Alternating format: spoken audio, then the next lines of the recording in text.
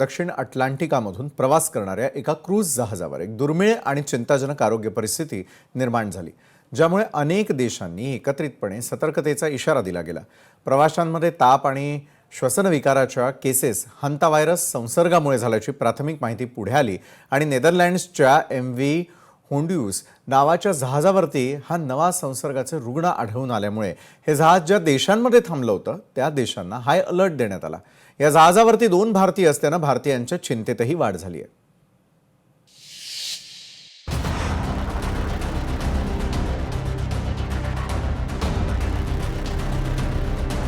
नव्या व्हायरसनं जगात खळबळ, 12 देशांना तातडीचा अलर्ट, भारताचीही चिंता वाढली। नेदरलँडचे MV होंड्यूस नावाचं जहाज सध्या जगभरात चर्चेचा विषय ठरलाय।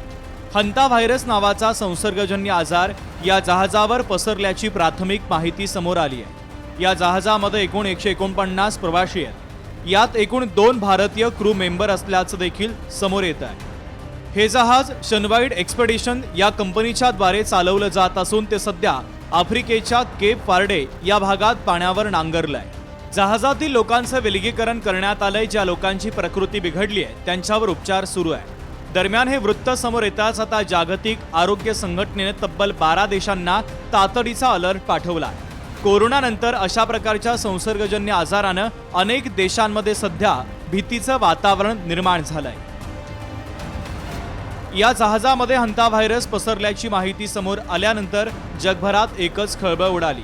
पुन्हा एकदा कोरोना विषाणूमुळे आलेल्या महासाथीसारखीच परिस्थिती निर्माण होणार नाही ना, अशी शंका जगभरातील वैद्यकीय अधिकाऱ्यांकडून उपस्थित केली जाते।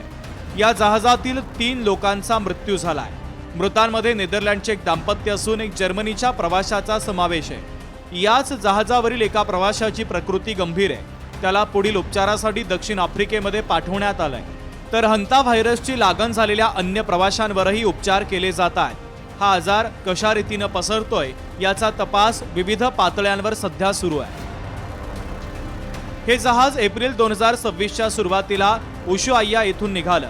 जहाजातील प्रवाशांनी अंटार्क्टिका, साऊथ जॉर्जिया आणि अटलांटिकामधील अनेक वेगवेगळ्या बेटांना भेट दिली। प्रवासादरम्यान आजाराची पहिली लक्षणं दिसू लागली। काही प्रवाशांना ताप, थकवा आणि पोटाचे विकार जाणवू लागले। सुरुवातीला हा जहाजावरील एक सामान्य संसर्ग वाटत होता, पण जेव्हा काही प्रकरणांमध्ये झपाट्यानं गंभीर श्वसन विकाराची लक्षणं दिसू लागली तेव्हा परिस्थिती बदलली।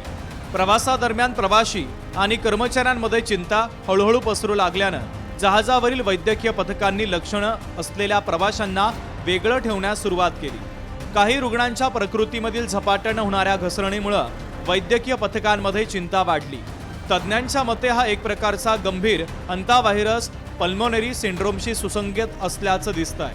हा एक ज्ञात पण दुर्मिळ आजार असून तो संवेदनशील रुग्णांमध्ये वेगानं जीवघेणा ठरू शकतो। या जहाजावर एकूण 23 क्रू मेंबर आहेत। यामध्ये 2 भारतीयांचाही समावेश आहे। हे 2 भारतीय नेमके कोण आहेत हे अद्यापपर्यंत समजू शकलं नाहीये। या क्रूज शिपमध्ये एकूण 5 जणांना हंता व्हायरसची लागण झाल्याचं समोर आलंय। अन्य 3 प्रवाशांची देखील प्रकृती बिघडलेली असून त्यांनाही या व्हायरसची लागण झाल्याची शंका व्यक्त केली जाते।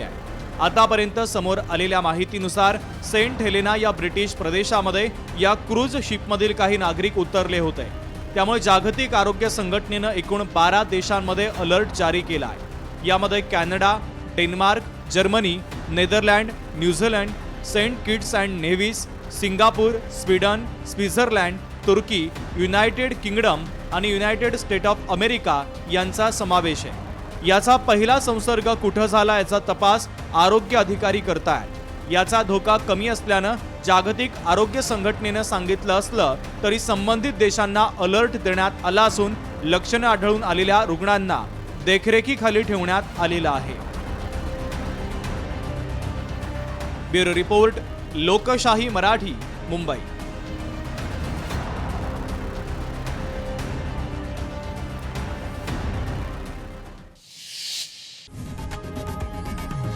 लोकशाही मराठी ऐका, पहा, जागरूक रहा।